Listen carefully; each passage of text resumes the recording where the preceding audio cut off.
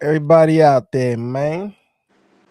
Good brother Chad is trying to watch TNA and they got Bad Boys on the tube. What's going on, man? If y'all watching TNA Impact right now, please just comment that I'm not bugging, that my streaming service isn't crazy, and that TNA Impact is really on. I was trying to watch it in the background, but it seems the brand new Bad Boys has taken over with the TNA synopsis underneath it. So it's crazy. That is definitely not TNA Impact. Is Will Smith and Martin Lawrence running through Miami, but Yeah, unless Martin ain't jumping off the top rope many times. Him in the CGI rooftop in this movie was already enough. Yeah. That's the newest one? Yeah, it's the latest, literally the latest one. It's already on AMC. I didn't see it yet. Already free to go, man. You ain't even got to get a streaming service for it. Just turn on cable. AMC got it. AMC got it. What's good, my brother, though? It's been a minute, Yeah, a couple weeks. Couple weeks. We had to get back to y'all live and direct, the end of month recap. Personally, I have just not been the most excited about WWE product. AO has been there. It's probably still there.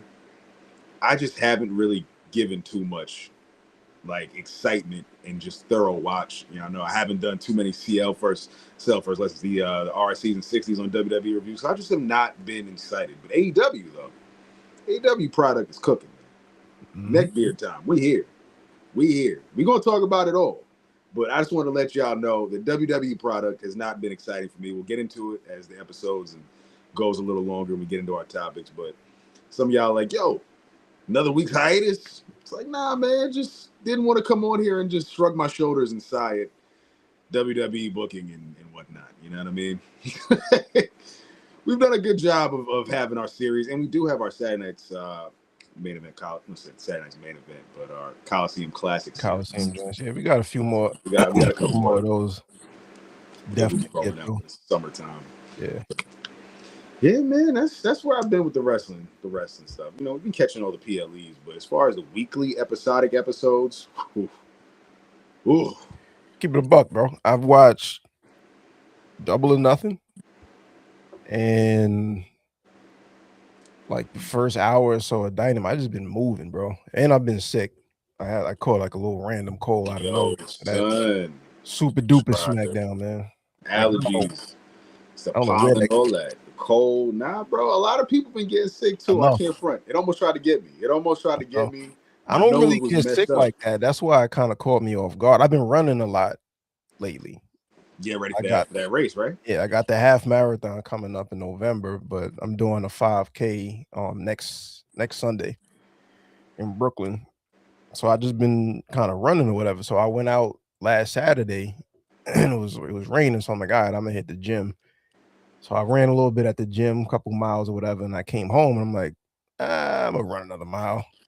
So I'm out in the rain, yada yada. Fast forward to Sunday, I'm outside, little boat party or whatever. I get a scratchy throat out of nowhere, while I'm on the boat. This ain't good. Done deal from there. Monday we were off, but I was down, bro. I was down. Yeah, I can tell you was low, man. You was definitely low this week. And I was outside anyway. I still had other things, you know what I mean? So I was up in Westchester on Monday or whatever, but I was down bad, bro. Super duper blowing to the nose every 15 minutes, all that. But I'm cool. But yeah, so as far as what I've seen, me and Ryan hit House of Glory last Friday, which was I love going to Amazora. It's never a bad time, never a bad show. And on the watch back, I caught one of the matches. It was Sweet Cheeks 1-on-1 against Charles Mason for the title, for the House of Glory World title. The match. Oh, you're getting a little choppy. Try again. Let me say that. Nah, I can't hear you. All right. Nah, you good now. Good. All right. Whatever you just did. I ain't do nothing. All right. Well, you good. Audience be good. No, I was saying the there was a near fall in that Charles Mason Sweet Cheeks match that was the loudest 1-2 and no I've ever heard in my life, like in person. Like People really thought that Sweet Cheeks was going to be the one to. that was the thing about it. Like nobody thought that, but there were a couple of moments during the match. That one in particular, that was like, yo, they might be about to pull the trigger. But it was a fire match. Like the Hardys were there in person. They did their thing against Evil Uno and Bennett. Excuse me, Stu Grayson. My fault. Top to bottom, like Amazing Red, Kevin Knight opened up. That was a fire match. It was a couple of six-way. It was a six-way match in there. A lot of action. It was just a good time. So caught that. Anybody that has a chance to watch them, they're always on Triller. You get the little Triller Plus and pretty much watch whatever on there. But House of Glory is a good watch. And what I also enjoyed is like in the past, like their production didn't really match the in-person experience. You know what I mean? Like the production sometimes was like super duper, like the volume of the crowd would be really low and the commentators are too high, whatever. It was, or it wouldn't be like really lit that well. It was top to bottom. I thought, like, at least from the one match I caught on the replay, it looked all right. You know what I mean? Like a really, really good product or whatever. Couple I caught notes. that. No Zilla. Yeah, Zilla went one-on-one with Cash Flow Ken Broadway. Okay. That was a solid joint. Yeah. What about main event splitting? That kind of disheartened me when you told me, because I was like, Yeah, yo, the dope seriously, thing, I think they would have been great in like NXT. Crazy to say, they would have been great in NXT I or mean, long term, I TNA. think like if they were ever to move on to another promotion, like a TV Yeah, product, TV pro. Yeah, TV I pro. think they would be together. Like that's the act for sure. I agree. I But agree. right now, as far as like in-house, like that storyline has been building for a minute. It's been building for a minute. There's been friction for a minute. And that's like as far as like stories to follow, that's the one. Who Because went heel? now, Who huh? went? Who went heel? Not the lion. You can't have a lion that's you know what I'm saying? Like, who's gonna boo the It's an lion? angry lion. It's, you know what I Nobody's mean? gonna boo the lion. They booed Luchasaurus, right? We booed a dinosaur. Did they really? I don't They really think they tried. booed him. You know what I mean? They tried. I think Tony Kill tried to. switch. He was kill switch. They even tried He kill didn't get switch. booed like that. I think he was just, he was just too close to Christian Cage. The boos weren't really for him; they were for Christian Cage. So my man's was tired of the lion. It's basically along the lines of main event hasn't been winning matches. Did they win Frustration. when we were there? Huh? Did they win when we were there? Weren't we there for their title win? Their last title win? Yeah, but since then, like the Hardys have been the You're tag right. champs for a Hardys have minute. been the champion. Right. Hardys have been a tag champs for a minute. So the storyline is like, we haven't been doing our thing as a tag team. We're being overlooked. We're not even booked on this event. The Hardys, the Hardys, the Hardys, the Hardys. We need a change. You know what I mean? And that's leading to friction between the two of them. And we'll see where it goes because like it's a split, but it wasn't like a split like I hate you. It was a split like you need to get on my type of time. You know what I mean? Which is a good pivot though. It's not like I just want to go do my own thing. Screw you. It's more so, we're gonna do this together, but you're gonna do this shit my way. It's I'm giving you, this is the split in the fork in the road right now. Yep. You either gonna get on my type of time or this ain't gonna roll over. I'm ain't gonna it. roll you over, dog. Exactly. Sorry to say. I like that. So Especially for an established team like main event in House of Glory. Yeah, I mean, cool. You look at the tag teams that they've had matches with, the Briscoes, for example. You know what I mean? Like they've been in there with some of the best that have come through House of Glory. So it's a nice new wrinkle. We'll see where it goes. I think the next show that they have coming up is in Chicago. They got Midas Black. Just want to make sure I got the name right. Midas Black. Yeah. And Jay Lion. And Jay Lion, main event. I always know them as main event, but yeah, Midas Black. That's cool though. I'm cool with that. Midas Black could have his Montez Ford type of. Everyone is like, yo, Montez, as soon as he breaks out, he going. This is what I think Midas Black going to end up doing right now. Like he going to end up becoming a potential. Dare I say he could be the House of Glory World Champion after Charles Mason. Dog, like I don't see why why not. I don't know that he would. He's not going to beat Charles Mason. Like that'd be heel versus heel. I don't think that's going to be the move. But Charles Mason, I think eventually that title might swing his way. Like if he has a good long solo solo arc or whatever. And then you can always, a year from now, year and a half from now, hit the reunion. You know what I mean? I got that out of my system. He's getting jumped in the middle of the ring, and here comes the lion to, save him or something like that. So And there's don't forget there's a too, couple ways it could go that could be dope. you also were in the building for the last night of Kevin Knight as a babyface, huh? I think so. He didn't cut a cheesy promo, did he? Tell me you didn't. Bro, not too much on Kevin Knight, bro. Nah, we gonna big up Kevin Knight. I'm here for heel Kevin Knight, but babyface Kevin Knight is caca. Like that it's was not. You just don't like him. Nah, bro, we gonna talk about it. But I rock with heel Kevin Knight when he did what he it's did. not. You just don't like babyface Kevin Knight. That's all. Yeah, that's what I said. I was like heel Kevin Knight. I'm rolling, but babyface Kevin Knight is just a cheese ball, and I'm glad. But he's not. I disagree, but we'll talk about it. We'll talk about it. I thoroughly disagree. Let's talk about it. I like him. I like both directions. You know what I mean? He had the opener with Amazing Red, and they got busy. If you could catch that replay. Yes. The match quality is always gonna bang with Kevin Knight involved. I already know. It's just once it gets time to do what it do. Yeah, but I think you are 1000% wrong. You are looking for a smoother delivery on promos. That's your only criticism of him. And my argument has always been there is no way that he's going to figure out. First of all, you got to figure out what the character is. Who am I? Who am I presenting myself to be? You're not doing that in the bathroom. You're not doing that. You're not doing that in the bathroom mirror. You have to do that in the public and figure out, all right, what's working, what's not working.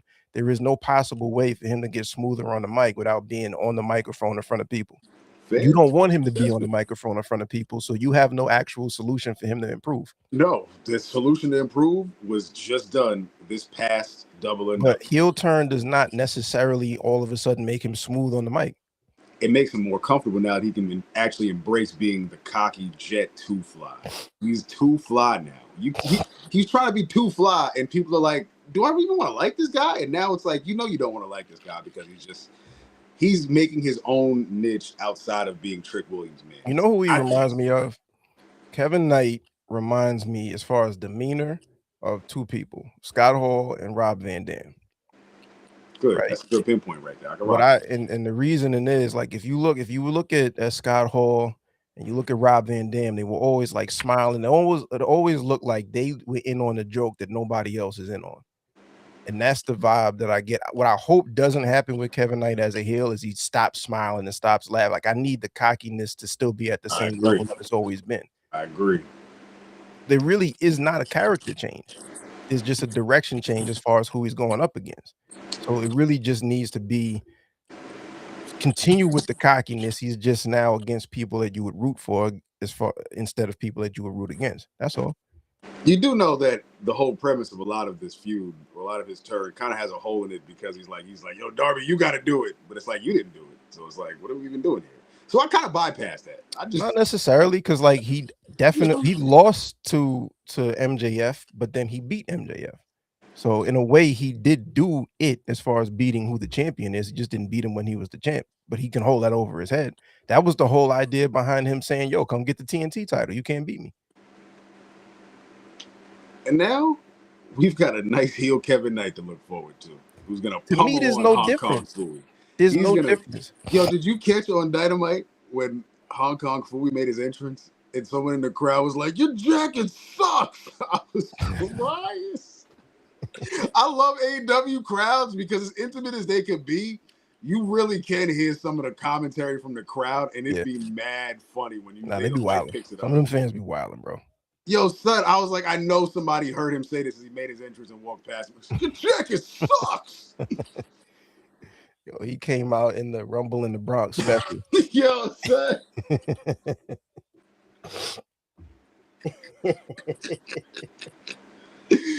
Yeah. Oh, I can't wait for that one, bro. Oh man, that's gonna be a good feud, good match, man. AEW's cooking, but we're gonna talk more, man. Let's drop that intro. Let's get it popping. Let's go RSC. Peace to y'all, it's the Ringside Club Pub. A.O. Blame Boogie, Chad Law. The power's back, triple power bomb. The big dog trio in the stream yard. Go outside, hit the venue guard. It's all love when you see us, Lord. Back to the pad, on air for the pod. Ringside Club, intro to the squad. Let the show start.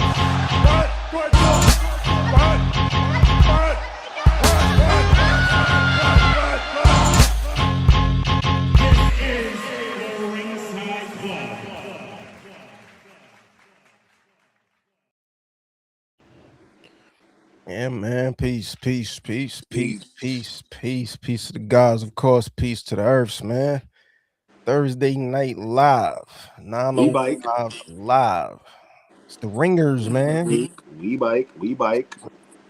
Your favorite local neighborhood ringsiders are back in the building, man. Mm-hmm. You know what it is? It's episode number 136. We've been chopping it up about this, that, and the third. Before we go any further, I want to let everybody know that you can follow us everywhere on social media at Ringside Club.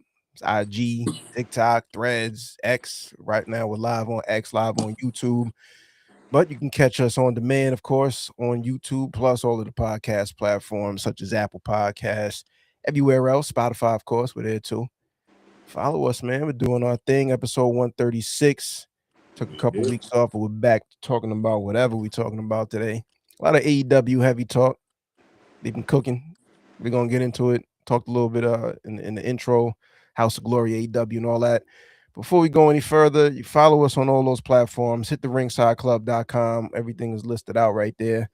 Me, myself, I go by the name of the Ringside General, signature mover. My name is A.O. Baker, man. Under the weather, never over the top. Chad was good. It's the kid, Young Gaddafi himself, CHADLAW, RSC's very own. You already know what we're doing over here on a Thursday night. This is yet another episode that we are back here to talk some good graps. We got some jokes for y'all. If y'all was rocking with us in a couple minutes ago, you know, we was having a little talk about Kevin Knight and that heel turn. We'll get to that in a minute. But we got some topics we're gonna run through tonight, man. We got Champion Watch back. We got a couple segments we haven't done in a little minute, but we got Champion Watch that we're gonna talk about. We got Prepped and Cooked. Y'all know we ain't done Prepped and Cooked in a minute, but I got something for y'all with that. And then we're going to talk about Clash in Italy and predictions. I don't know, AO, what you have known of too much of WWE product right now. I haven't watched the weekly episodic show since Backlash. So Is that this week? That is this week. Yeah. That is on Saturday. Let me be honest with you. I didn't see Saturday night's main event. I didn't see Raw, SmackDown. Yes. I haven't watched anything at all. So outside of whatever clips I may or may not have caught, I've just been moving. You know, that's honestly like no commentary as far as the state of WWE. I just been moving. I haven't seen it. We'll keep it pretty general when we talk about our predictions because, like I said, I haven't been the most enthused. If you were listening to us 15 minutes ago, I was letting y'all know like I haven't really been sold on episodic, program with WWE lately. Creatively, it's just not exciting to me. As opposed to Over the Fence, it just is what it is. But for the sake of Clash in Italy, we will talk about this card because there are quite some matches that I will check out. I did watch Saturday night's main event. I did watch Backlash. So, there is some bright spots, some missing links. It's unfortunate. We'll talk about those as we go on with the episode. NXT is unbearable. I'll give a brief blurb on that. I did catch some of that, and good Lord, it's not the NXT I used to know. And Double or Nothing, the hell of a program that was. New York City held it down on that day. They saw it clearly.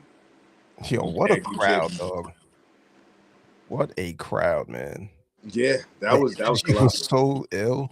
That was colossal. Mick Foley is in AEW. Let's kick this off, man. Double or Nothing. AEW started with Mick Foley officially becoming All Elite. We haven't spoken about this yet. I love the idea of it. I don't expect him to be a featured player. I think this is going to be a great use of Mick Foley just because he wants to keep busy. And I also think that when he has to get on the mic and work over somebody, whether it's a heel or a babyface, it's going to put that person over so much faster than it would them going up against some random person on Collision in a promo battle. Like the first Mick Foley Kevin Knight encounter on television is going to do numbers for Kevin Knight. When he back talks Mick Foley, he gets into it with Mick Foley. You know what I'm saying? Like, Darby and Mick Foley, MJF and Mick Foley. Like, I'm watching that pre-show, like, y'all have never seen this.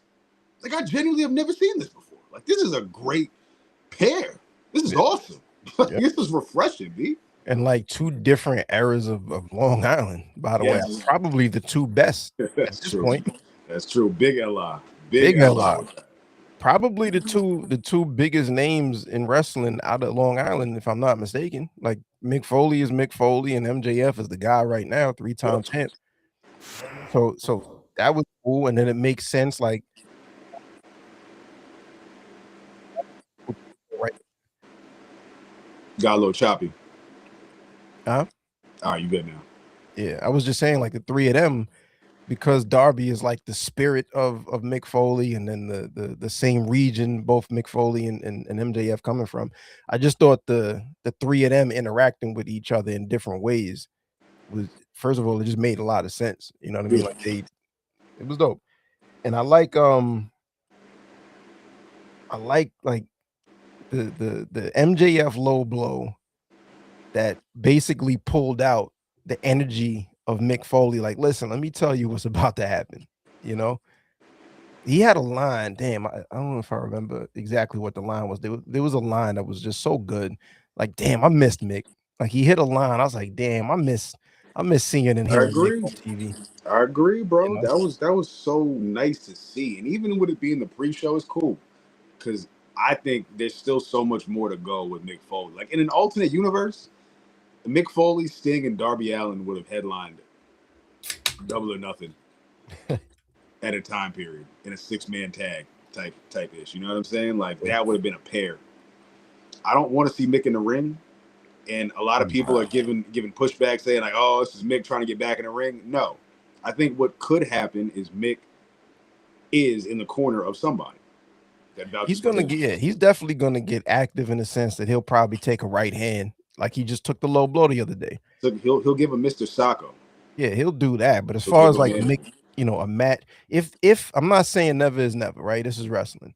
I didn't expect Sting at all, and then we saw that. But what they did with Sting was smart. First of all, they weren't, if you remember in the very beginning, those were pre-recorded, you know, cinematic style matches that weren't necessarily in the ring back and forth. And then the rest of his run were all tags.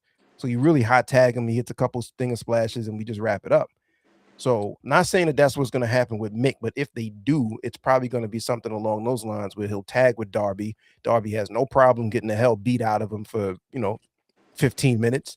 Hot tag to Mick, couple of right hands, hit the mandible claw, and we out of here. You know what I mean? But what I'm saying that might happen just because it's wrestling. I'm not saying what I do or don't want to happen. I'm just saying if they do it, it's going to be done that way. You just know we're going to hear the collective groan. Like how I just groaned, like just to see the sell of Mick Foley and Darby Allin is like, keep it a buck. Keep it a buck. Like, it looks fly, but it's also like, don't kill Mick Foley tonight, man. But listen, keep it a buck. You probably also, because I know I did, when Sting came out, I was like, when he debuted in AEW. I was a Sting guy. I was always a Sting guy. Even through TNA, I was a Sting guy. I watched Sting's TNA title runs for many of years. No. I know what a Sting match is. What I'm saying is when Sting came into AEW, you were looking forward to Sting matches? Yeah, I thought I was going to get Sting versus Cody. Legit. I thought I would have got Sting versus Cody. When I saw Sting debut in AEW, I enjoy seeing Sting, but I was not looking forward to Sting matches. And then once, the first match and the second match, I'm like, oh, I'm kind of in. So my point is more so groaning now as far as thinking about a Mick Foley match, sure. But when it actually gets close to the thing, and if they do it and it comes out, oh, it wasn't that bad, it's one of those they won me over type of situations. It's probably going to be the same thing. That being said, like I like hearing Mick Foley's insight. Like I like Mick, say that 5 times fast. I like Mick on the mic.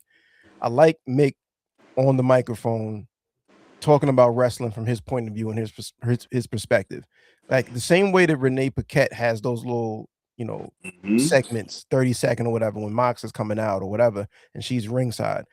Not saying that that's the same way you use Mick, but just hearing Mick's mind, like hearing the gears move a little bit, that's the gold right there. His perspective on the next generation is always going to be interesting. Damn, I can't wait till he hits a night to do commentary. It's going to be awesome. and Mick Foley on commentary instead of Sockface for a change. I cannot wait. I'd love to hear like just Mick and Taz. For some reason, Yo, I'm saying that Mick combo is and kind of fire. Nigel. Mick and Nigel. Mick and Nigel doing a collision. Yo, come on, son. Pause. Sounded crazy. But them on commentary on a collision. Or even like Mick and Brian, you know, just having both of them do like color and come on, we analysis. cooking, B. There's a couple combinations like just to hear like people that really know the game, right? That know ball, go back and forth a little bit. That's for the sickos, B. What we're gonna get is, I think, what Mick wanted to do in WWE, but he was just being overproduced because Vince was still on commentary production backstage. Triple H was like, "Yo, I retired you in 2000. Like, I left you there."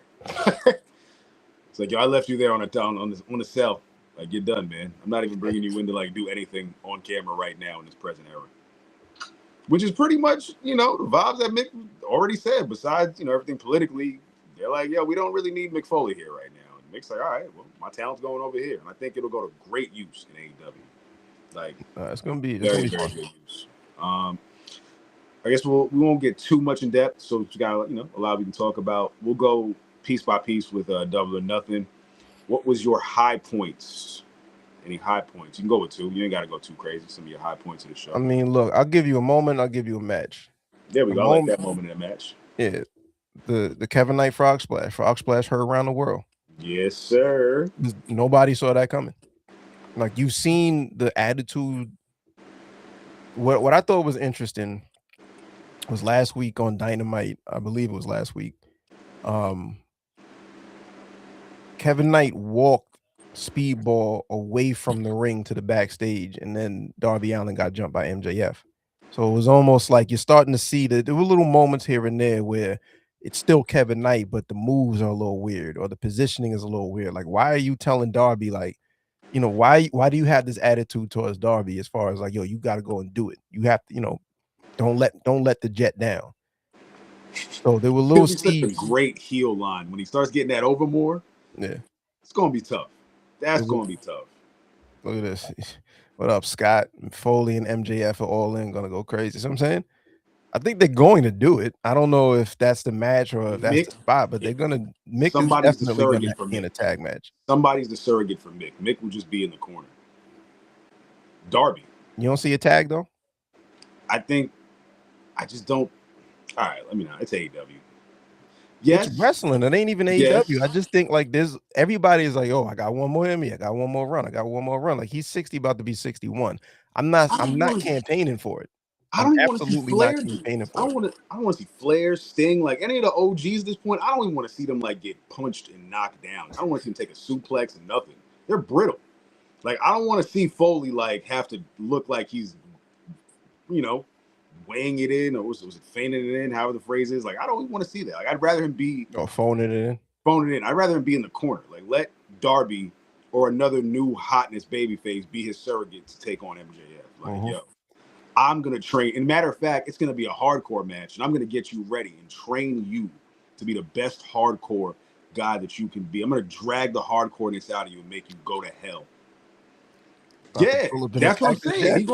He could pull up on some Cactus Jack type of time, like, yo, I gotta get this guy ready. I gotta get. Bro, when he pulls up with the snakeskin boots and the plaid vest, you know what type of time it is, man. The former TNA World Champion will be in the ring. Mick jumping off something. It might not be that high. He's gonna jump off the bottom rope. You gonna jump off the bottom rope. Oh man. My moment of the night was the frog splash. My match of the night was Takeshita and Okada. Good Lord. I enjoyed the hell out of that match, bro. The Rainmaker counter into the left-handed clothesline from Takeshita got everybody. Takeshita's winning everybody over and as one of the best new mid-card baby faces. I'm gonna say new, but now that he's finally stationary and he's not, you know, here today, going tomorrow, he's out of the Don Callis family, he's not hidden behind their plethora of guys. I think this is the time that Takeshita is going to, if he's not already locked in, we will be hearing about the rumblings of Takeshita possibly going across the pond when it's time. With this current run that he's about to go on, I feel like this will be the bidding war type of style that Takeshita is about to have, where everyone's going to be taking note and taking watch from every organization. Takeshita is that damn good right now.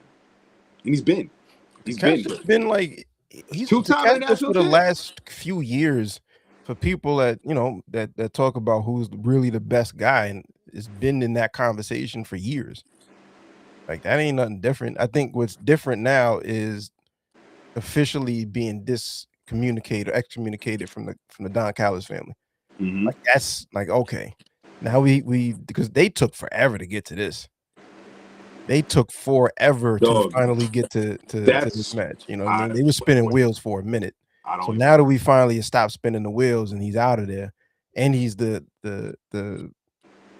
international champ, and we have maybe Okada chases, maybe Callis is just throwing everybody at him, kitchen sink and he's included. the New Japan television champion, right? And we got Forbidden Yeah, Door coming up, so yeah, yeah. oh Lord. But We'll talk about that at another time.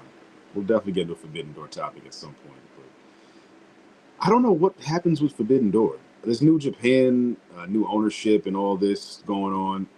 see, I read a little bit about it when you sent the link over. It's not necessarily new ownership. It's just that the old company Bushi Road already owned a percent. They own the majority percent, but they only owned a percentage. So the other two companies, TV, Asahi, I forget what the other one, they already own percentages of it.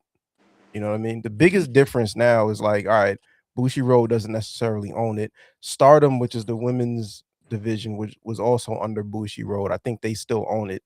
So what I read is that they're still going to be partners, but they're not necessarily under the same ownership. I don't know what the plan is. Like, all right, they transferred some ownerships. It's worth this much. I don't know what the plan is. You know what I mean? So I do know that the other companies also own like no, they own other Japanese wrestling promotions that they were already collaborating with, but I don't know what the long-term plan is or what the idea behind this was in the first place. So I can't say it's a good thing, it's a bad thing. Who knows? You know, I don't know if anything changes. And if it does change, I don't know if it changes now or this is later down the road or whatever. I don't know. Like, Staying on this New it is what Japan it is. topic, Huh? how excited could you be for Forbidden Door this year? Like I feel like every year Forbidden Door and excitement just gets lower and lower with the way the star power just declines in New Japan.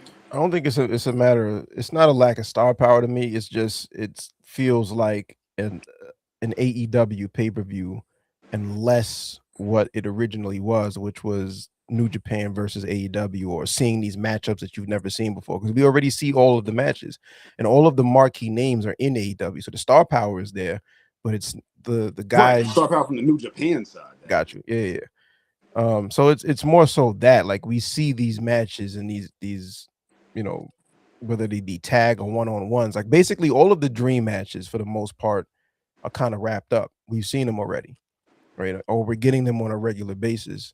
Mm-hmm. So from the New Japan side, and they also, they're in with CMLL and all these guys. So to me, like I enjoy, oh, this is a fresh matchup, even if it's a matchup that I've seen already. Sometimes I just like seeing the match.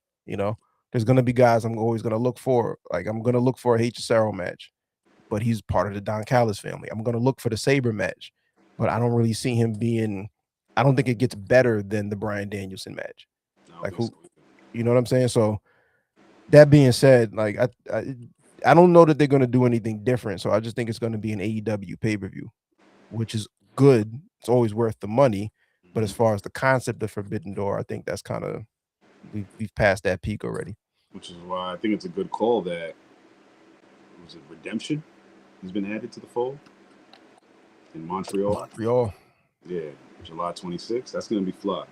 I'm looking Montreal. forward. Get a little poutine. That's gonna be a good one. Nice little light 6-hour drive, man. That's light work. Now I'm considering that joint. I'm like, yo, that actually could be real fly, especially with the tights. It's a first up pay-per-view for AEW. It's not all in. It's not one of the big, big three, big four. That's going to be pretty dope. I think they're going to go all out for that one. Like that one could be all out. So I think that's going to be worthwhile for sure.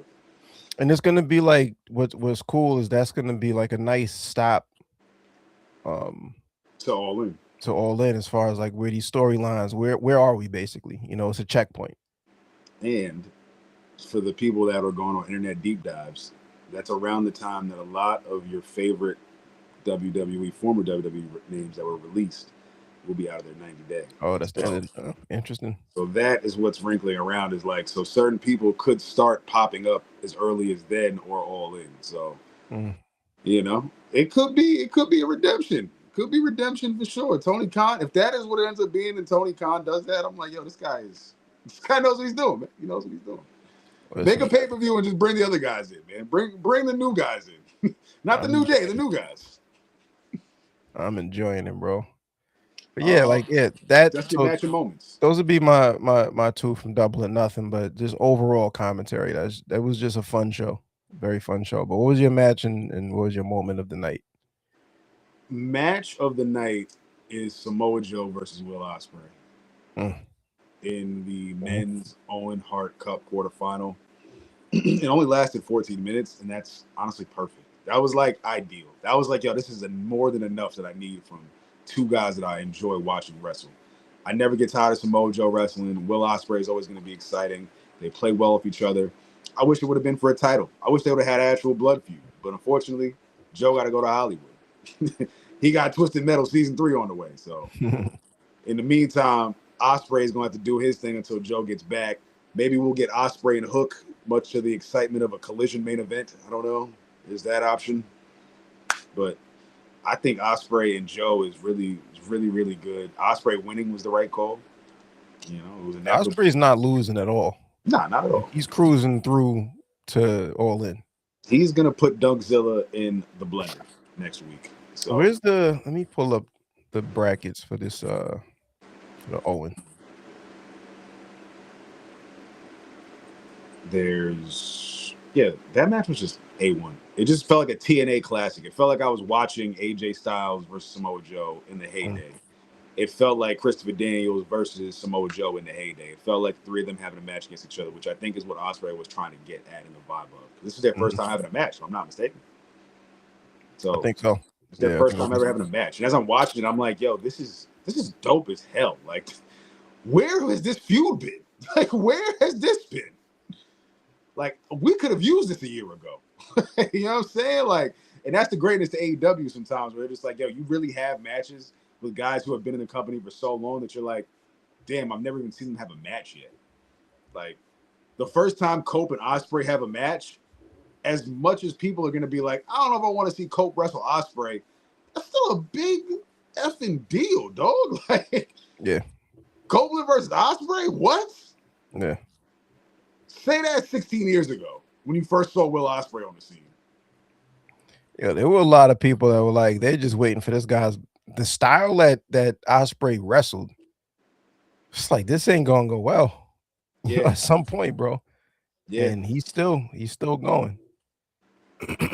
So that would be my match as far as Double or Nothing. And my moment, I'm going to go with, there's a couple between the Kevin Knight. I mean, you did say Kevin Knight, so I'll give you the Kevin Knight one. I'm going to say the intro to Stadium Stampede. That got me. AEW does comedy very well. Very well. Very, very well. Stay away from them stogies, brother. The Kenny Omega stogie, I was like, all right, this is good. This is good. Like the little things. Like when the Hardleys came on, I was like, yeah. Seeing them interact with the Hurt Syndicate, I was like, yeah. But then Kenny Omega with the cigar, I was like, this is hysterical. Now y'all got me. That's funny. I wish the Hurt Syndicate would do more. I would love for them to do more. I need more Hurt Syndicate. I don't know. We'll see. Because they kind of just got back, right? Yes, but it's the Hurt Syndicate. Oh, well, it's Stadium Stampede, so it's kind of just a car crash match. Mm-hmm. So I want to see them actually get involved in something. Where are the trios titles, by the way? What's going on with that? I'm not sure what the champs are right now. Orange Cassidy and Conglomerate. There we go. Oh, they just won it, right? They just won it from the guys who had just won it from the other guys the night before. So it's like with the trios belts, give it to the Hurts, man. Let the Hurts run free, man. I'm with that. And I guess for another moment, Cage and Cope winning the tag team titles. That was cool as hell. It was like a 15-year between the last time they were tag champs, I think. Yeah, man. Close to it. That's dope. I want to say 20. 20 year? Yeah, I want to say Either 20 way, years. it's been a It's minute. Whatever it was, it's been a long 15 time. years is 2010, 10, 11. They was already retired. Well, Christian was still there. Edge was retired, about to retire. Mhm. And they hadn't been a team since Christian was in TNA in the late 2000s. Edge was the heel with Lita. They haven't been champions since 2001, bro. That's off the top of the head. Yeah, a So long they time. didn't. They weren't a tag team. They weren't like in watching that match. I'm realizing like, yo, FTR really got mad lineage over Edge and Christian. Yeah, Like like Edge and hella lineage. Christian, like Cope and Cage Cope and Cage. have been like linked to each other, but FTR is like the tag team, you know? Yes. Like I really was like, yo, they had a good like 5-ish year run when we was young, but like they're no different from Damian Priest and R-Truth being put together for the sake of being tag team champions and telling them to be like, yo, make it work. A bit of a reach. I see what you're saying. But you know what I'm saying though. You know where I was going. Strange bedfellows. Yeah. It's just this is the Dirty Dogs. This is Dolph Ziggler and Drew McIntyre and told her, yo, make it work. You know what I'm saying? We need y'all to just Nah, have no main way, because events. they were legit friends before they came in. Like I But think Edge actually brought him into WWF. I mean, in the sense of they didn't have the longevity. Like, so to some, they could look like one of those teams that just got thrown together. If you didn't do your knowledge and do the research, you'd be like, yo, those guys, like the Dudleys look in unison. The I Hardys are thought they looked. brothers. I thought they. Edge and To me, I Christian, thought just they blonde looked hair in guys. unison. I'm just saying they just didn't have as long a run. They went on to be much bigger as solo acts. Yes, You know what I mean? absolutely. That's the real Absolutely. point there. Is they tagged, but that was more the same way that Brett and Neidhart, for example, tagged, and then it's time to go. You That's what know, I was so getting it at. was You time know for both them of them to more go, and for they had like real solo runs yes. that eclipsed what they did as a tag team, and people wanted like Mm-hmm. nostalgic, feels. They wanted the tag team or whatever. But Edge went on, I'm winning world titles. Christian went on, I'm winning world titles in a couple of companies. You know what I mean? So, but like FTR never broke up. FTR is a tag team from day one all the way through today. There is no solo run for either of them ever happening. You know what I mean? So that's the difference. It's like we were never off. So our chemistry is what it is. You can't, Mm-hmm. you can't really compete as far as chemistry goes, as far as like the standard of tag team wrestling. Young Bucks and FTR, they ain't no solo runs here. So I think that's the real thing. But nonetheless, great Great moment. moment. Great Great moment, moment. bro. Yep. Absolutely great moment. Double or nothing was good That money. quote pop as soon as the music hits, it's never gonna get old either. If that's how we start off AW pay-per-views when he's on it, I'm cool. Gets the crowd going. Gets me hyped. Yeah. I'm On pumped this up. day. So now we got Cope and Christian versus the Dogs, Clark Connors and David Finlay. That should be a cool little in-between program. Mm-hmm. No, I just hope they hold the titles for a little while. I don't want this to be a quick flash in the pan ring. I think they're gonna have the feud with the Bucks, FTR. I'm sure they're gonna have a random collision title match against the Rascals. That'll be cool. You know what I'm saying? Like, I just don't want to see them wasting their time beating up like Lee Johnson and Blake Christian. Like, I want to see them actually like having quality feuds in the next couple of months. And I would even love to see them go toe to toe with the new guys if ever they appear. I can't refer to them as the New Day; it's the new guys. So, The new guys. Or Motor City Machine Guns for that matter. or Motor City Machine Guns. Like, I'm waiting for one of those moments where it's like they just retained, and then all of a sudden, new guys. It's like, yo, Yeah. Not mad. where did this come from? Not mad.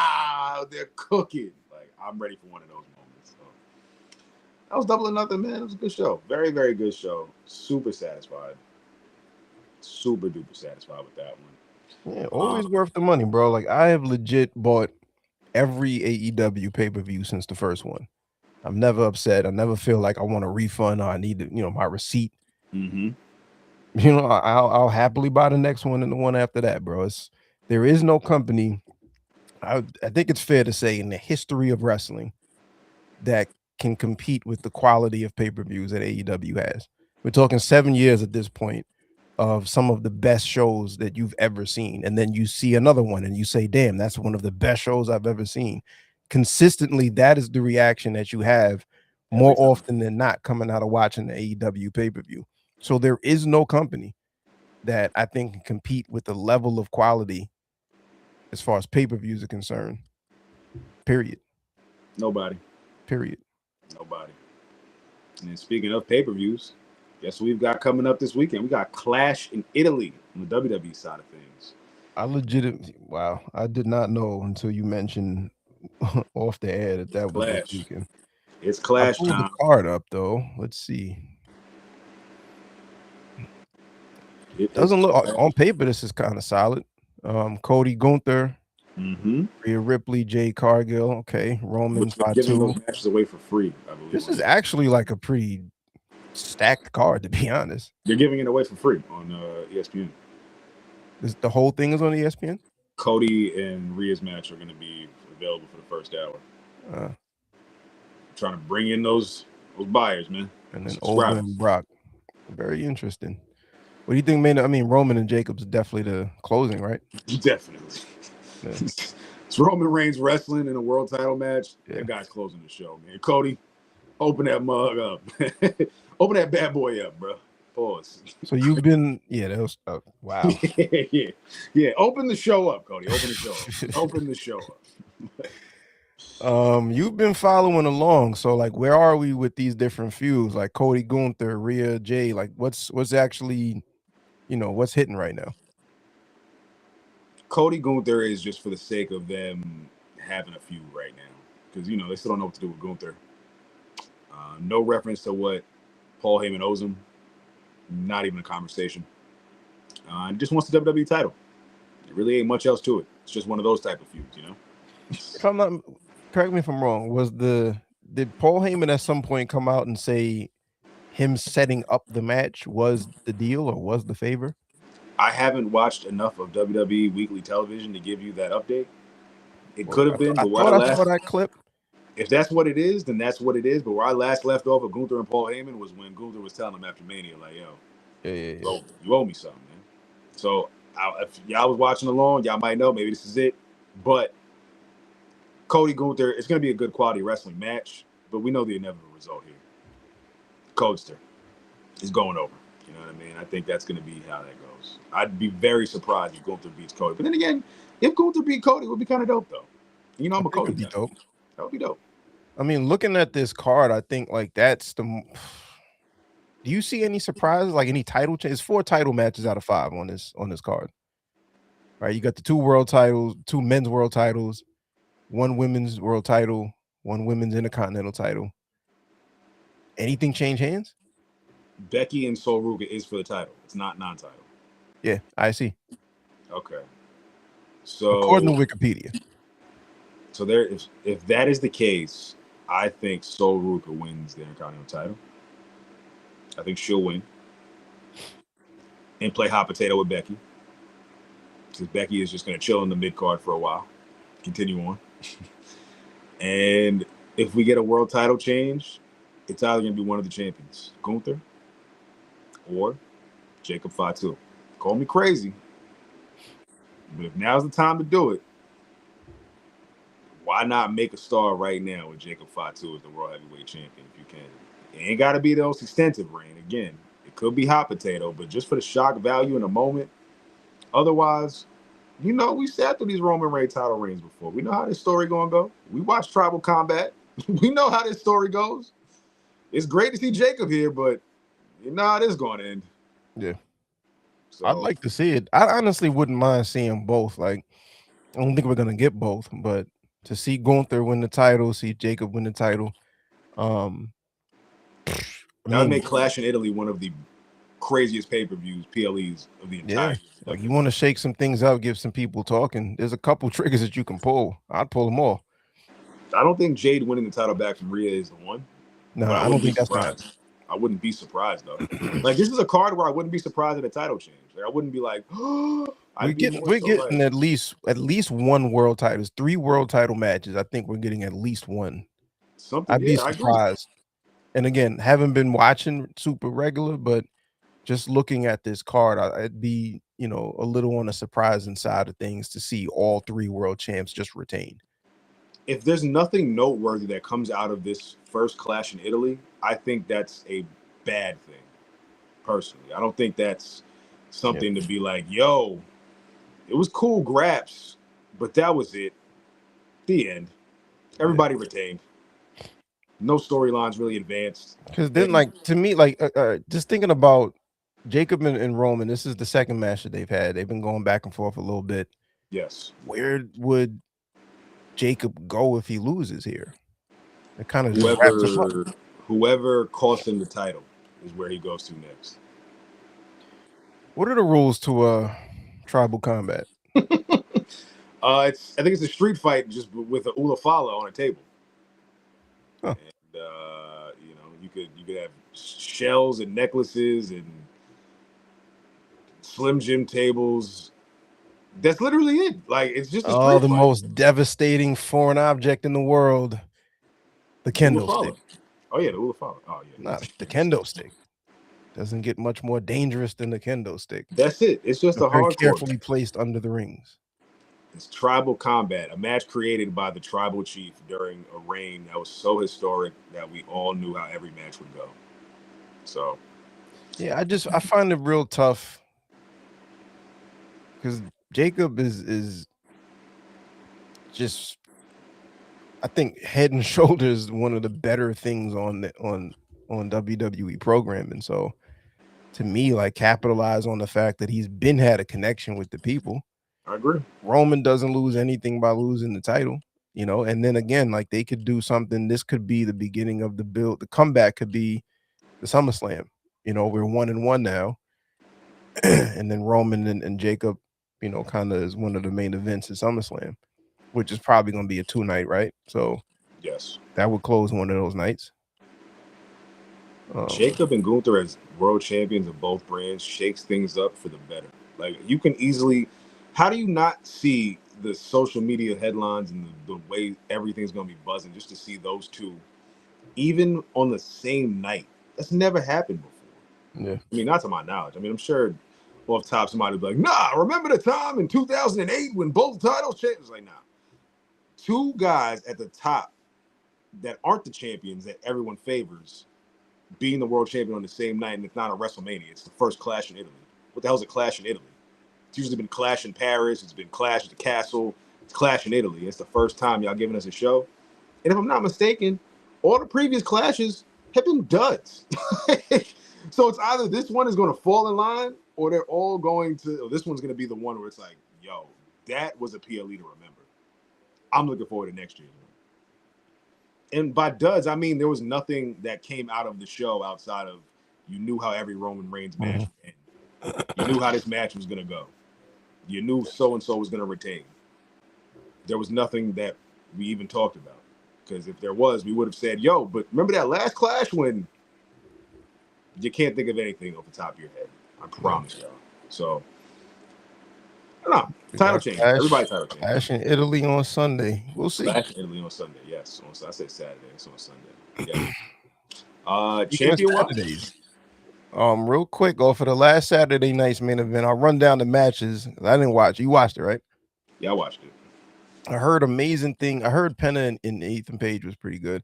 I also heard that Penna and the young god, the young OG, had a real solid match recently, probably on Raw, I would imagine. Yes, and it's sprinkling. But it was a 6-woman tag match. It was Jade, Mishin, B-Fab against Rhea, Charlotte, and Alexa Bliss. So Ruka, Becky Lynch, Penna versus Ethan Page, Brie Bella and Page against the Irresistible Forces, and then the Vision, Logan Paul and Austin Theory versus the Street Profits. What was the standout there?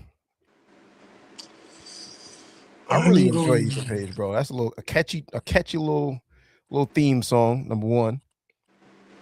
Ego. But what was the standout on Saturday night's main event? If you had to point somebody in the direction of one of these matches, Penta and Ethan Page easily. I've been rocking with Ethan Page since he came through on NXT and made himself a staple. Former NXT champion, North American champion. Now he's probably going to be Intercontinental champion before long. So that match was A1. The crowd loves Penta. You can't go like you could look into the crowd and see people genuinely excited when Penta comes on, does anything, wins a match, hits a move. Kids, women, guys, black, Spanish, white, everybody just reacts to Penta in such a way where I really just be like, yo, when they got to put them as a tag team with Phoenix, Phoenix is going to be so ecstatic to finally have this much time on WWE program being cheered. Bro, because what is going on, man? If it ain't a tag team, Penta could be in a main event of a PLE for a world title this year. Straight up.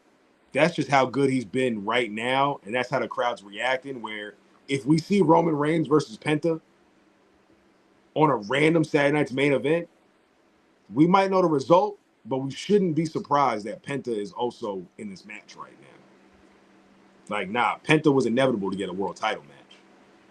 So I think Penta is definitely one of those guys right now, man. Him and Ethan Page, they had it rocking. Ethan Page, I actually thought he was going to win, but I'm glad Penta did win. When I saw the card, I thought the same thing. I thought that Penta was going to drop the title to Ethan Page. Real quick, check this out. I just saw this scroll across my timeline here. We were talking about House of Glory earlier. This is the next show. Ricky Sosa, Bang Bang, Sosa against Amazing Red, June 19th in Chicago. House of Glory is cooking, bro. Amazing Red is just having bangers with whoever's coming through. That's the bottom line. He just had the joint with Kevin Knight.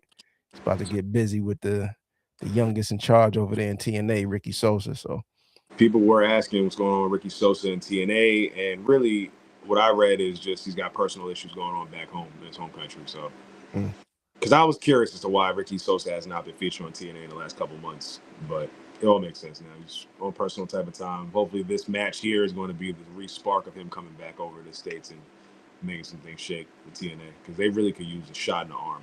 Like, holy hell. More Ricky Sosa. ASAP. Word up. But I'll be watching this little Triller TV action. You know what I mean? Saturday night's main event, though, solid. Definitely solid. Nice to see the mid-card shine. Nice to see the tag division shine. It's really good to see different matches for a change on a PLE, even though it's a televised show, kind of. You know what I mean? I am just so enamored in the fact that WWE has finally gotten their point across that you don't have to ever care about LA Knight.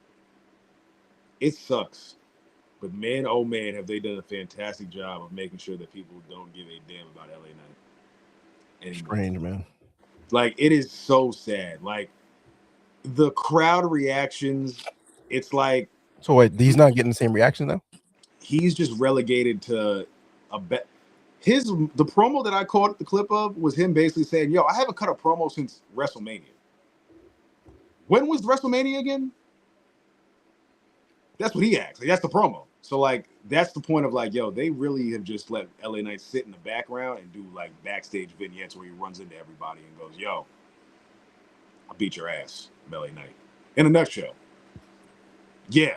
Like, so it's like, that's crazy that, like, they have just decided to just neuter LA Knight to just like, yo, we just had you in the backstage for a bit and just, you know, do your backstage thing, bump into people, and we'll see you. We'll see you. Like, yo, it's wicked what's going on with LA Knight. And I just had to say, like, my man was on a lot of Saturday night main events previously.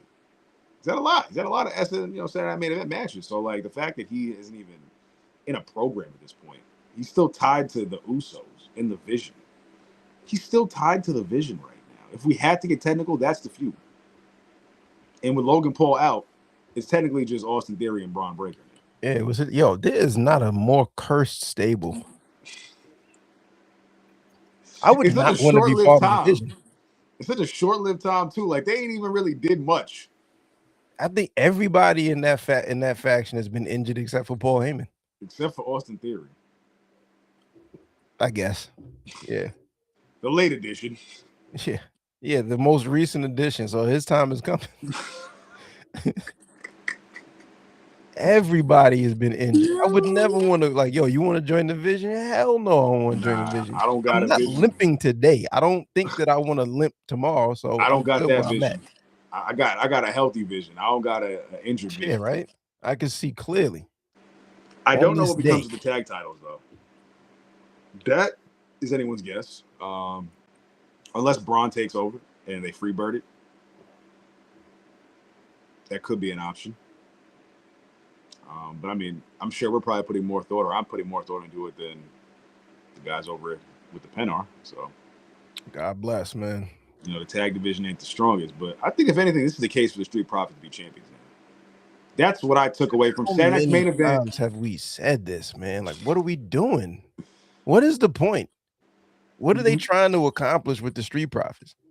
Now that the Vision are like indefinitely injured, and unless you're gonna put Braun in Logan's place, I Look what it think you has to should put the come Street to. Profits. I think the Street Profits should win the tag titles now. Look Like at what by it has to default, they come to, should. man. Like the current tag champs, they got a free birder because everybody's injured. Maybe it's time the Street Profits to be champs. Look, we need injuries to justify why they have. Like, what are we doing, man? I can't name any other. That was another title change that I thought was going to happen on Saturday night's main event. I didn't Again, think not. that's crazy. I didn't think of it. I didn't even think of it. They just got the titles. That's why. But what are we? What is the point? Why do the Street Of the Profits have to return, consistently yeah, lose? the return and just lose it. Yeah, pretty much. What is the What is the point? Again, not really watching regularly, just looking on paper. I'm like, oh, I think I can see Ethan Page winning this title. I know that he's had momentum. Penna is Penna.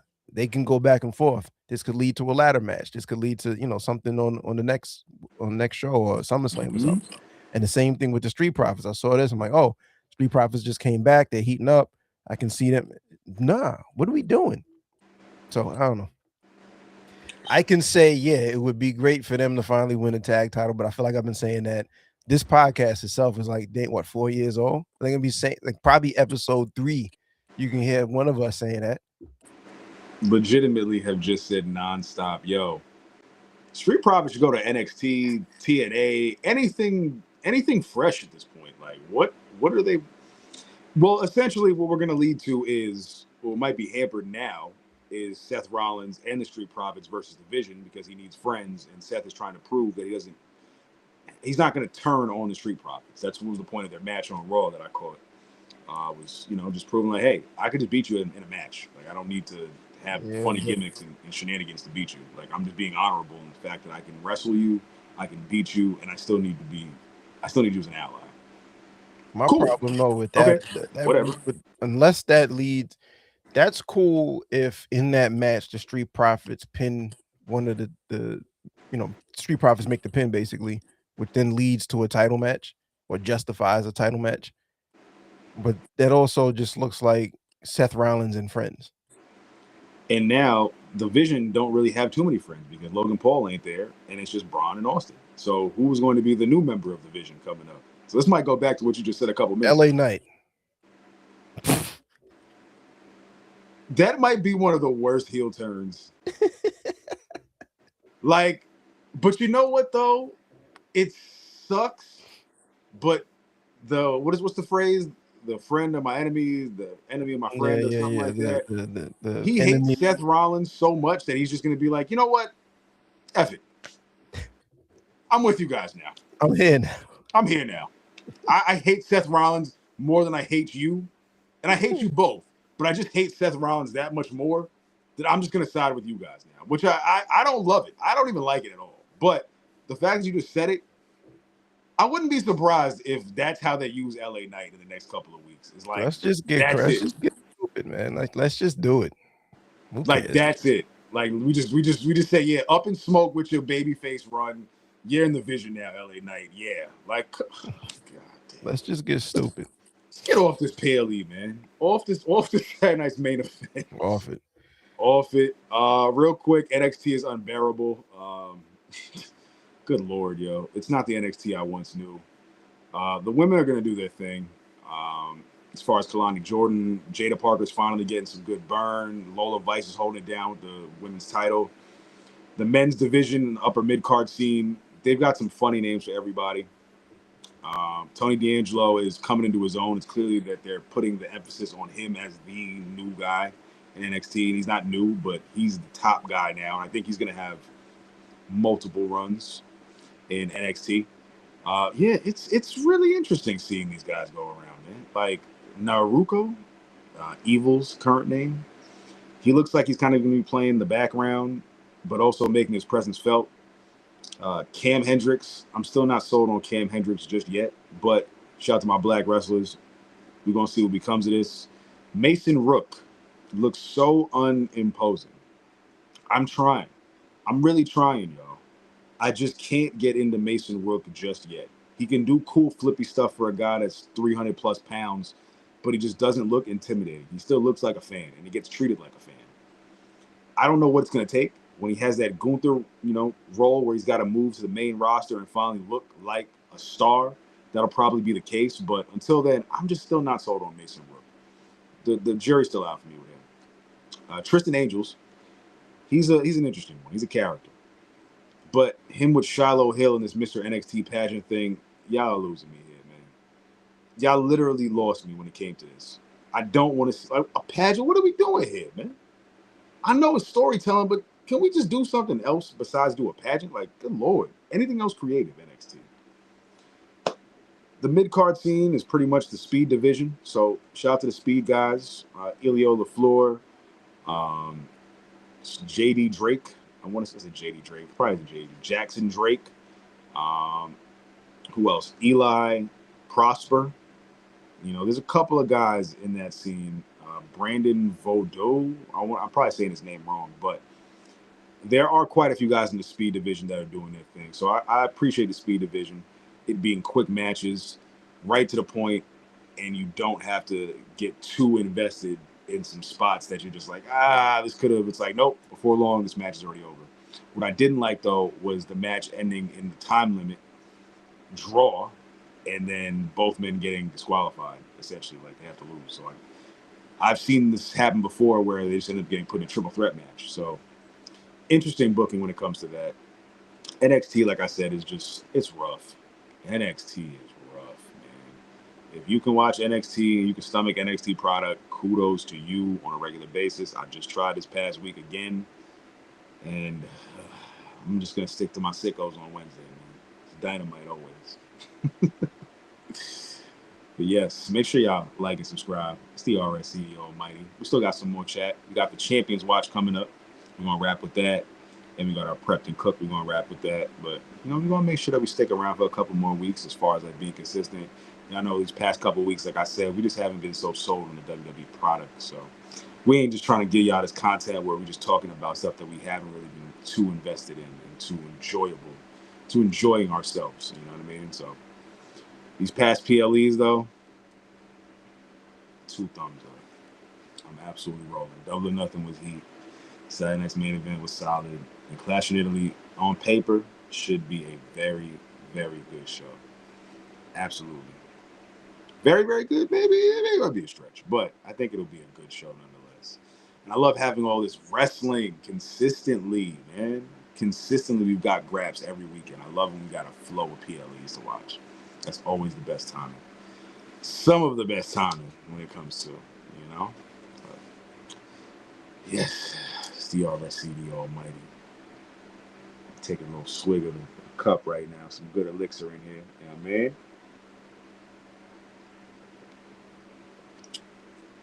what I mean? Well, AO's on intermission. I'm going to go ahead and say, pardonmyfresh.com. Make sure y'all grab a hat, grab some merchandise up, get some RSC hoodies while you're there. We're going to have some more cups for y'all this summer. Y'all can't be outside without some RSC cups. You know what I mean? Y'all need them in your life, especially when you're swigging up. If y'all got that new Henny Rita, make sure y'all going to put it in one of these bad boys. You dig? Henny Rita's is nasty. I can't front. I tried some. It tastes like medicine. At least the Long Island iced tea version did. Like Robitussin liquor. I don't think I want to have any of that again. So if you are having some Hennessy, make sure you are doing it the real way by just drinking the Hennessy and then having a chaser. For real, for real. But nah, Right now, just want y'all to like, subscribe, keep sharing. I appreciate y'all sharing. Shout out to y'all in the comments as well too. Y'all watching us on X, y'all watching us on YouTube. It's all love right here. We're gonna connect with y'all some more. We got some more things in motion. We got our Saturday night's main event. Keep saying Saturday night's main event. We have our Coliseum Classic, which just so happens to have featured quite a few Saturday night's main event because we are basing this show off of Coliseum events, Nassau Coliseum in Long Island. Real dope. Make sure y'all check those out. Our previous episodes, Sunday Night Heat, NWA, Bunkhouse Brawl. We got quite a few more coming up. SummerSlam 02 on the way. AEW World's End 2023. So we still got some more in store for y'all. Best believe. And what else we got? Signature Move. Make sure y'all check that out on AO's page. Signature Move. That is his show breaking down some of the best signature moves the only way that AO Baker can. Very good watch. Make sure y'all like and subscribe to that page as well too. Make sure y'all hit my page, Chad Law, CHADLAW. Got some first listen album reviews coming up. We dropped my Drake Iceman review. Got quite a few. Dunbar Powerful Snuffs. That's out right now. That extra snuffs. Make sure y'all get that tape. I'm all over that on the creative side, the production side. Make sure y'all check that bad boy out. We got a lot of heat. A lot of heat coming for y'all in the content space. RSCs and 60s will be back this weekend. I got a lot to talk about. I mean, I've talked about a lot here, but we still got quite a few more to get through, on the actual social pages in the RSCs and 60s. Big ups to y'all on TikTok that have been enjoying and supporting the RSCs and 60s that I've been posting. Numbers have been doing real well. The commentary, the feedback. I mean, y'all went crazy on my Royce Keys video, and not much has changed since, right? I'm pretty sure I called that when it came to here today, not there tomorrow. So we'll see how that goes when it comes to what becomes of Mr. Royce Keys. But yes, CRSC. Take a little breather. I've been yapping with y'all. Yeah, maybe take a little swig with them.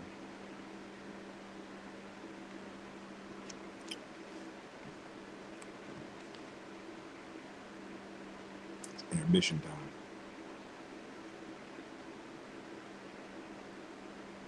Yo. We bike. That was great. I literally said intermission time so we came back. Good call. Word. Right. Yeah, NXT was unbearable. Champion watch. We didn't gotta do too much. Champion that I got. We haven't got a champion watch in a minute, y'all, but basically we pick a champion that we've been watching that we think has some good, success currently in the future. As far as the champion that I'm picking, it is going to be the TNT champion, Kevin the Jet Knight.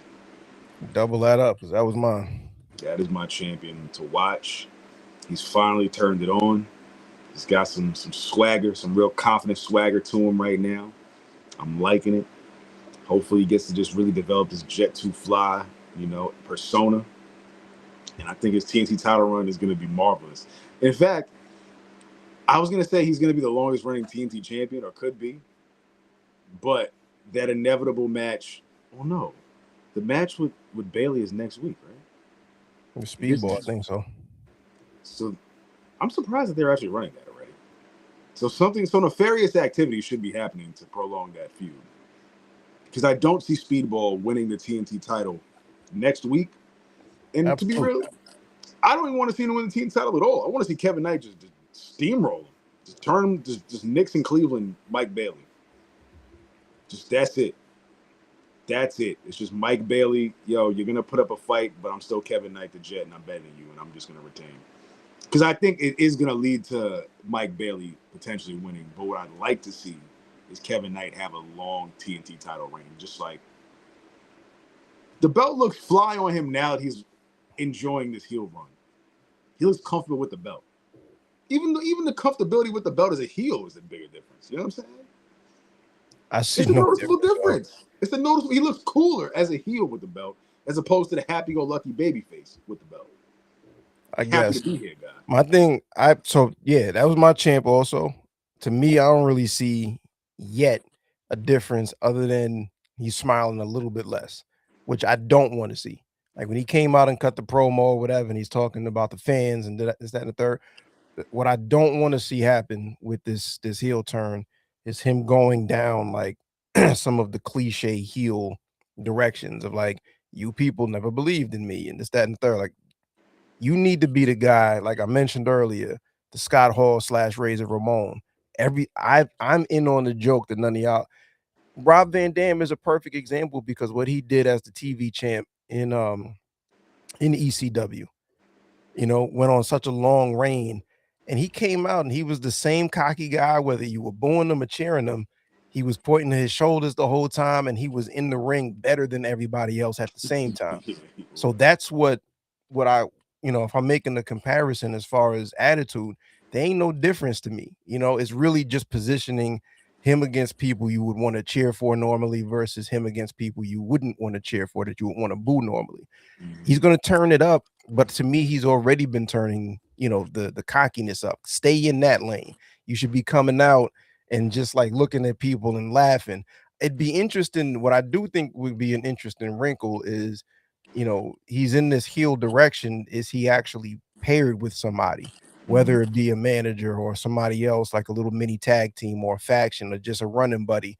Not because he's going in a tag team direction, but more so, are you building people around the Jet to elevate him, because he then becomes the de facto leader of a faction or something like that? Doesn't need to happen now, you know.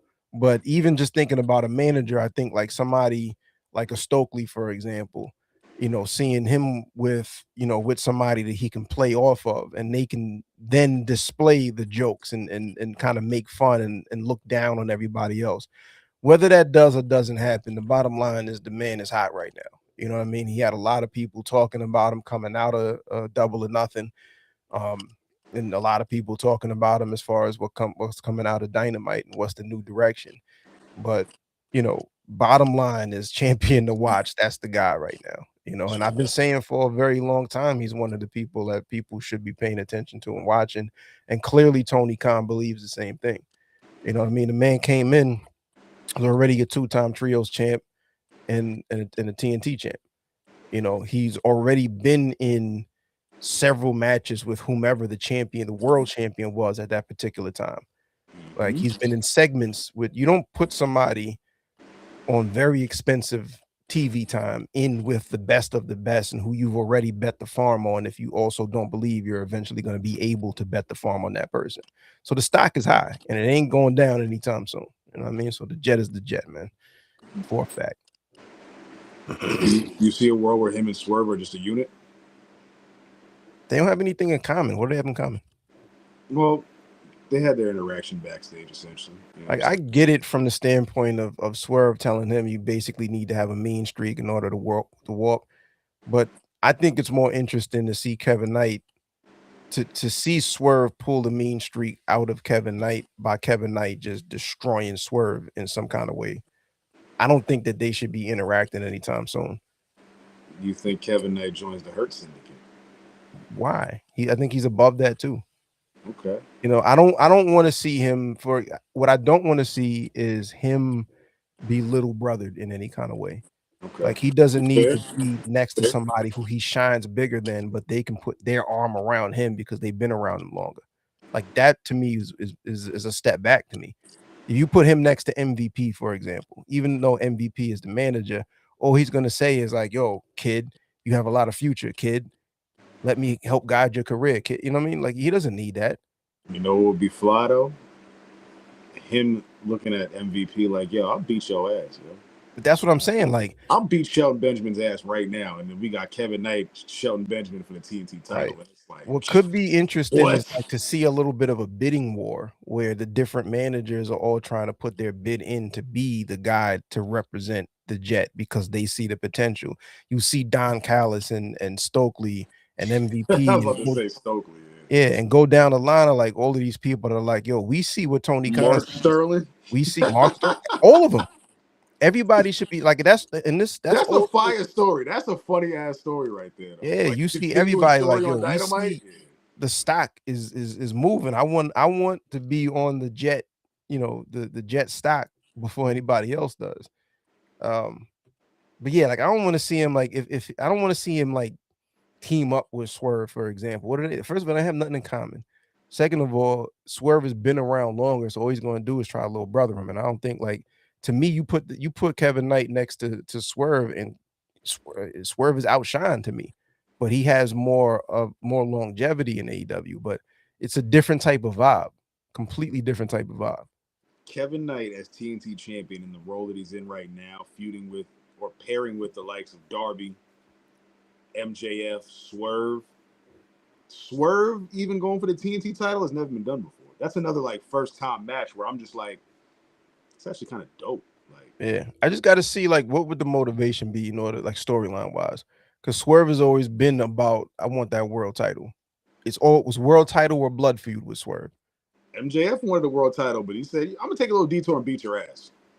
But that was to me, yeah. But that was like a super duper pit stop. That was only like just along the way. But I'm going for that. You know what I mean? I might take this in the meantime Yeah, just to prove a yeah, point, but I'm going for that. yes. So I could see like if they're doing like a little, not right now, right? Because Swerve is positioned as a heel, and so is Kevin Knight. So I just Agreed. don't think that's the move. Agreed. So yeah, that's champion watch.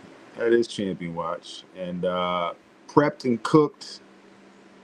We're gonna take it back to the essence. Who's prepped for some greatness? Who's cooked as far as stock going down? I want to say Javon Evans. His stock is currently being prepped for some good things. A potential heel turn I see is on the way. I don't know. I don't even want to say that. He just might have a little edgier side to him. You know how all the companies tend to copy each other's aura. The night after one person does something, you know what I'm saying? The next week you just happen to see something similar. So Javon Evans is walking along the Kevin Knight path right now, is what I'm gathering. And I kind of don't want to see it because he's so I don't popular. see that at all. I don't want to see it, but the way he's acting towards Penta in defeat, it's kind of giving us that inkling. It's making you think about when he was talking to Kofi before Kofi got the boot. Because they started that conversation that never got, clearly unearthed. It never got moved forward with. So I don't want to see. And here's why. Like if you go by the Steve Austin rule, as far as characters and who you are, who you portray yourself to be, persona, who you portray yourself to be on TV. If you have a personality, all you have to do is tap into something about that personality and turn it up on television. Javon Evans is being Javon Evans. So if he's gonna go the more aggressive route, he better tap into something that feels natural or it's gonna look like he's trying to play wrestler. And I don't want to see that. because You him know what I mean? bouncing off the rope is not, you know what I'm saying? Him doing the OG cutter does not make me feel like he's a vicious heel. It just feels Yeah, like you want to root for him. Like he's one of the most likable people on TV. Why would you? But again, if it's not necessarily a heel turn, but it's right, more him turning like turning it figuring up. out almost like the Osprey, what they're doing, where Yes, Osprey has to tap into a mean streak in order to get to the next level. Cool. yes. I'm cool with that. Don't try to do anything drastic because then you're going away from what kind of makes Javon Evans Javon Evans. I We think were this is just what talking about Kevin Knight, for example. I'll bring him up in the sense of like, at no point do I believe that Kevin Knight is playing a character. That's him. that is him. I guarantee you, if you ask him like, "Are you one of the best in the world?" He's gonna laugh at you. Like, do I think? Did Like, you I'm watch legit. that? I'm Yeah, the Jet. You know what I mean? Off the camera, he'll tell you that. So don't turn Javon Evans into something that he's not. But if he's tapping into a mean streak to go to the next level, I'm cool with that. I think that'll spin off into Ethan Page getting the IC title. It'll be one of those moments where angry Javon tries to do something, it doesn't work, whether Ethan Page helps him or not, or Ethan Page is involved in the match, and then that's how Ethan Page gets the W's off of Javon's. I'm gonna be the cocky guy moment. I'm gonna just steal the spotlight. And it's like, well, wrong time to do that, bud. Yeah. And that just cost you the Intercontinental title, and it cost Penta it too. Ethan Page is the new champion. Like that's what I can see happening off of just seeing where Javon Evans is going. So he's prepped for some good things, I feel. As far as cooked for me this week, if I had to go off of the results of a show, I'm going to say Cooked is.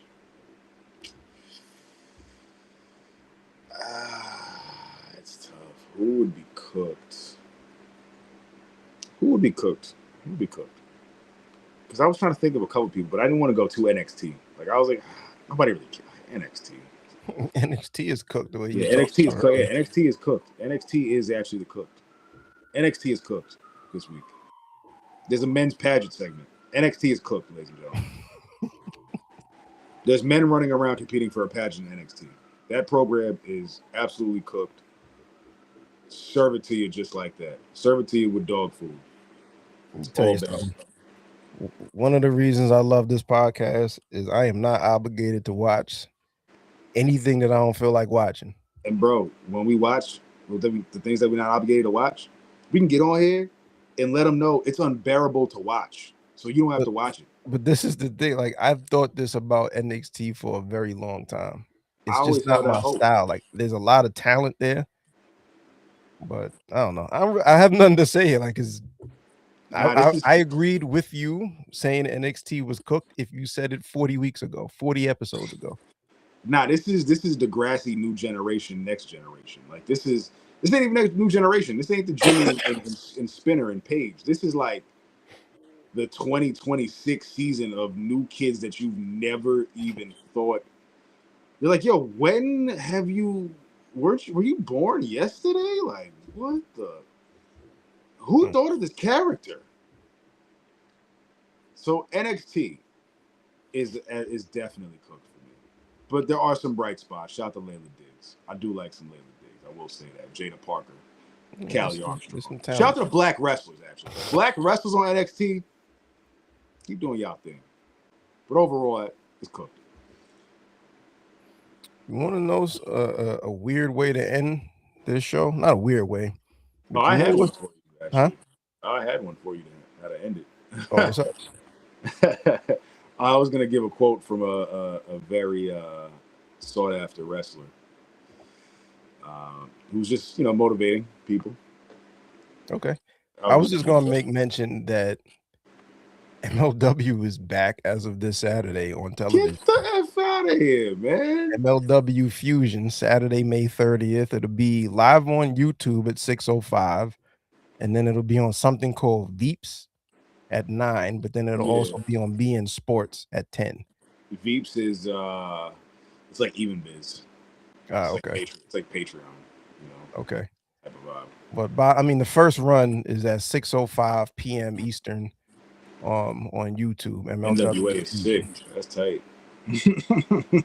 And if I'm not mistaken, it says it's going to be a 2-hour season premiere of so MLW Fusion. so this is taped episodes that's going to be aired live. More than likely. Got it. More than likely. But, MLW can be hit him. Oh, so here's what the card looks like. There'd be I forgot Killer Cross is the champ.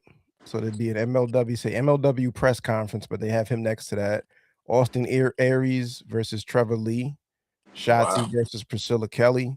Wow. Scarlett Bordeaux versus Aaliyah James. Aaliyah James is dope. Mm. Hammerstone versus Bishop Dyer, the former Baron Corbin. Got the Mhm. Good Brothers versus Joe and Mark Coffey. There's the debut of somebody named Zamaya. Diego Hill, who's very dope, against Adam Brooks. Shoko Nakajima addresses Shotzi, and then we have Don Gatos' legendary origins. But a 2-hour season premiere of MLW Fusion this Saturday at 6:05 on the tube on YouTube. Oh, it'll be a doozy. I'm not saying I'll watch live, but I'll try to catch it to keep up. Yeah. MLW, like, it's something different, something fresh, and sometimes they're good for an entertaining hour or two. So Mm-hmm. we'll see. Take us out of here, bro. All right, so I got a quote here from a infamous wrestler. I thought it was pretty good. I just wanted to share it with you guys. As we close out RSC, appreciate all y'all likes, subscribes, viewing pleasures. Just some words of motivation. Success isn't built off motivation alone. Motivation comes and goes. Discipline is what changes your life. People who win are the ones who become addicted to showing up every day, whether they feel like it or not. The early mornings, the workouts, the meal prep, the recovery, the sacrifices, the consistency, the mindset. That's the feed me more hungry mindset. Not waiting for perfect conditions, not making excuses, not quitting when things get hard, learning to fall in love with the process and becoming addicted to evolving into a stronger version of yourself mentally, physically, emotionally, spiritually, and financially every single day. Discipline creates freedom. Hungry people understand that. And that's the last bite. Feed me more. From yours truly, Ryback. My man about to write the new 33 strategies of war out here. Ryback the life coach with the good word to take He us ain't out of telling here. any lies, but just the fact that's coming from Ryback just threw me for a loop. That's funny. Son, I saw that quote and was like, yo, this is how we got to end the pod, man. This is good words of motivation from Ryback because it's genuine words for anyone who could Yeah, use it. ain't nothing He untrue. didn't say nothing. He didn't, like, that's why I was like, he didn't say nothing crazy. I thought he was going to, you know what I mean? There was Ryback thing in there, but he held it down. I liked it. That was good. Good words. Good words. Yeah. Well, on that note, take care of yourselves and each And other. each other. It's the Feed Ringside us more. Club. Yeah, out of here, man. Peace.